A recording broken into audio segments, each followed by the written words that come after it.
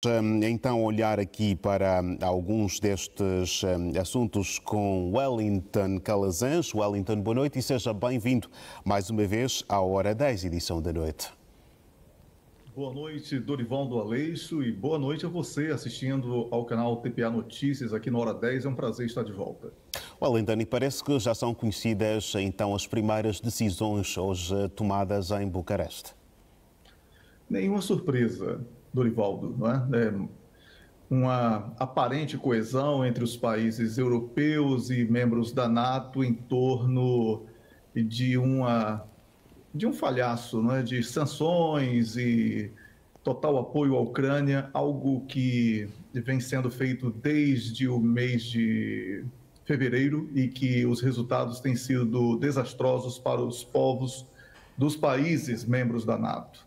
A Rússia é quem menos tem sofrido com essas sanções. A despeito de tudo que falam sobre a Rússia, foi uma economia que cresceu muito mais do que dos países da NATO e também que levou muita vantagem com a questão da energia. Ainda que o Nord Stream tenha sido suspenso, né, no seu fornecimento, os preços elevados compensaram essa perda e novos mercados que passaram a ser destino dos russos, dos produtos russos, compensaram também essa eventual perda em relação aos países, especialmente aqui da Europa. Dorivaldo, é importante falarmos aqui sobre essa questão com alguma tranquilidade, porque sempre temos vindo aqui no Hora 10 falando sobre essa questão militar na Ucrânia, que não é uma guerra de Ucrânia e Rússia ou Rússia e Ucrânia. Isso está cada vez mais claro e cada vez mais difícil de esconder, que é uma guerra da NATO contra a Ucrânia em território, uma guerra da NATO contra a Rússia em território ucraniano. E cada vez mais isso tem sido evidenciado. Se você for fazer uma análise fria, aquilo que falei há 2 meses aqui sobre a impossibilidade de reação da Ucrânia, vem cada vez mais se confirmando essa necessidade de aparente união dos países membros da NATO para que os ucranianos ou os seus cidadãos vejam nessa situação da Ucrânia algo irreversível. Isso não é de todo verdadeiro, Dorivaldo, porque os próprios países membros da NATO, especialmente os europeus, estão com uma série de divergências entre eles. E a mais grave de todas é entre o bloco da União Europeia e os Estados Unidos da América na questão dos subsídios aos automóveis elétricos que os norte-americanos estão concedendo e os europeus estão amplamente prejudicados. Para além disso, a venda do gás a preços elevadíssimos pelos Estados Unidos da América demonstra aí um oportunismo de guerra, onde a alta do gás suplanta a solidariedade em relação aos países membros da NATO. Então, não há unidade nenhuma na NATO nem na União Europeia, Dorivaldo. Isso tudo aí é folclore. Podemos aí perceber não haver um consenso ou uma percepção, digamos, de que quanto mais se alimenta esta guerra ou outro tipo de guerra também, mais países virão a ser prejudicados neste meio? É o abraço dos afogados. Na verdade, os governantes e as elites que bancaram essa disputa mergulharam numa piscina vazia que foi anunciada que tinha água cristalina e, na verdade, não tinha nada. Eles todos quebraram a cara. Dorivaldo, não há aqui nenhuma possibilidade da NATO reverter essa situação do ponto de vista militar na Ucrânia. Isso está claro. Agora, os governantes, a própria NATO como instituição e também as elites que investiram tudo no mercado especulativo, na Bolsa de Valores dos Estados Unidos da América, esses estão altamente prejudicados, porque as revoltas populares na Europa, e essas não são noticiadas nos países da liberdade de expressão e de imprensa, né? Elas estão cada vez mais pulsantes e certamente já passam a ser um fantasma em cada um desses que eu mencionei. Agora, Wellington, embora não tenhamos muitos dados sobre o que é que de facto foi discutido ou manifestado em relação a este ponto, mas a adesão da Finlândia e da Suécia à NATO também são assuntos que fizeram parte da agenda de hoje. Dorivaldo, eu creio, eu moro aqui na Suécia, né? Então posso falar assim com algum senso de observador por aproximação, né? Apesar de que eu considero que quem enxerga de longe enxerga melhor, mas eu vou tentar me incluir na situação, já que eu estou aqui na Suécia. Eu acredito que a Suécia esteja fazendo de tudo para que a Turquia vete a sua entrada na NATO. E explico. 2% do PIB de um país que sempre ganhou muito com o mundo por ser neutral, para uma NATO que já comprovadamente deu todos os atestados, né, de que é incapaz de superar uma Rússia sozinha, é um dinheiro jogado fora e os cidadãos irão cobrar essa conta. Então, eu não acredito que a Suécia esteja tão determinada como diante das câmeras de televisão e nos discursos nos circuitos fechados de países membros da NATO e da União Europeia. Pra você ter uma ideia, a Suécia está ameaçando sair da União Europeia por causa da taxação do snus, que é uma espécie de tabaco que é aplicado entre a gengiva e a bochecha dos usuários, que substitui o cigarro sem o fumo.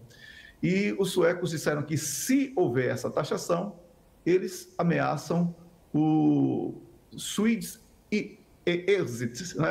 O Brexit. Então vamos tirar aí a Suécia, o exit da Suécia, da União Europeia, porque iria perder demais com isso, se isso acontecesse. Então, Dorivaldo, eu repito, não há unidade hoje dos países da União Europeia. E os países membros da NATO estão em desespero por causa da visível fragilidade militar diante da potência que a Rússia se revelou nesse confronto da Ucrânia. Finlândia, muito mais preocupada na situação, porque é fronteira direta com a Rússia e sabe que poderia até levar alguma vantagem por alguns segundos, mas seria arrasada em eventual confronto direto. Então, Dorivaldo, não acredito que nas negociações de paz, que mais cedo ou mais tarde irão acontecer, esses dois países passem a ser membros da NATO, porque isso também iria afetar outra questão, a questão do Ártico, que ninguém debate ainda, mas que tem sido já o desenho da próxima tensão geopolítica. Certo. Wellington, vamos olhar aqui também para um outro assunto.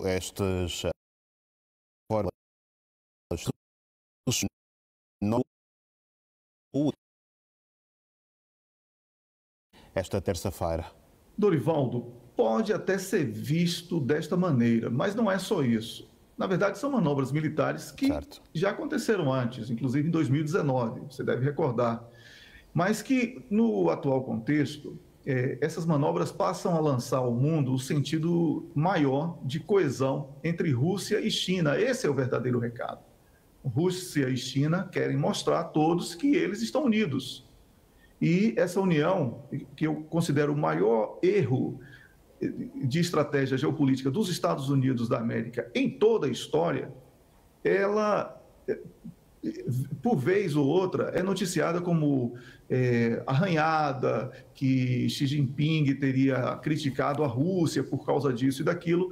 E quando esse tipo de manobra é executada numa parceria fortíssima entre China e Rússia, eu acredito que esse seja mais um recado para dizer, olha, estamos aqui, estamos unidos. Porque essa união preocupa muito, Dorivaldo, e é esse aí o ponto da propaganda que deveria ser observado. Agora, acontece que a Marinha norte-americana negou a acusação que classificou como a mais recente numa longa lista de tentativas de a China tentar deturpar as ações marítimas legais dos Estados Unidos, mas a China, Wellington, não é o único país que reclama para si as águas do Mar do Sul.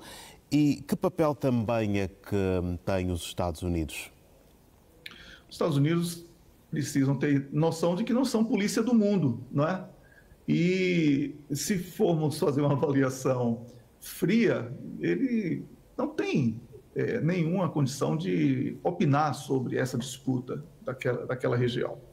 Então, eu considero legítima a reclamação da China, até porque, do ponto de vista histórico, sempre que houve algum tipo de atuação da China naquela área, os chineses passaram a ser acusados de investida militar ou qualquer outro tipo de situação.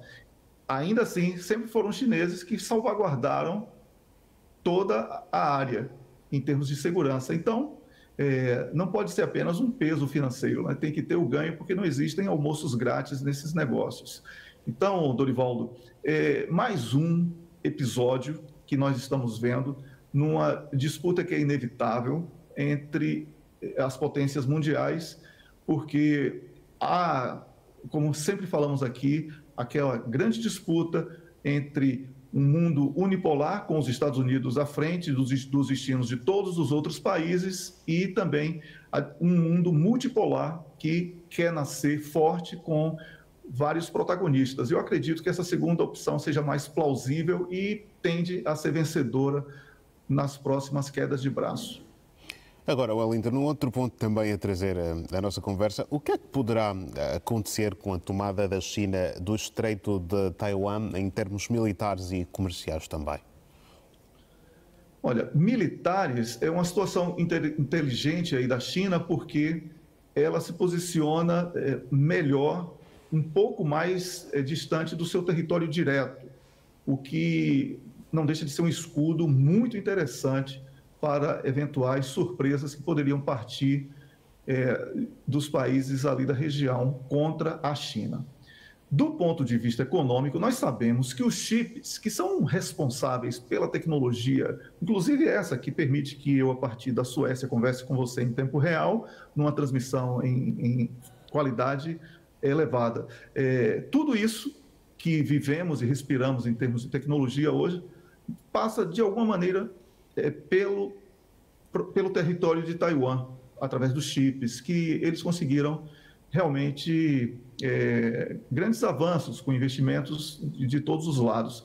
Então, dominar aquele país que é chinês, né, pelo menos reconhecido internacionalmente na filosofia de uma só China, nesse momento, dominar a tecnologia e o futuro tecnológico. Então, é tudo isso que está em jogo. E do ponto de vista comercial, a questão estratégica também da localização e geopolítica, que é de extrema importância para os projetos de controlo euroasiáticos também, e também na região da Ásia por parte dos chineses.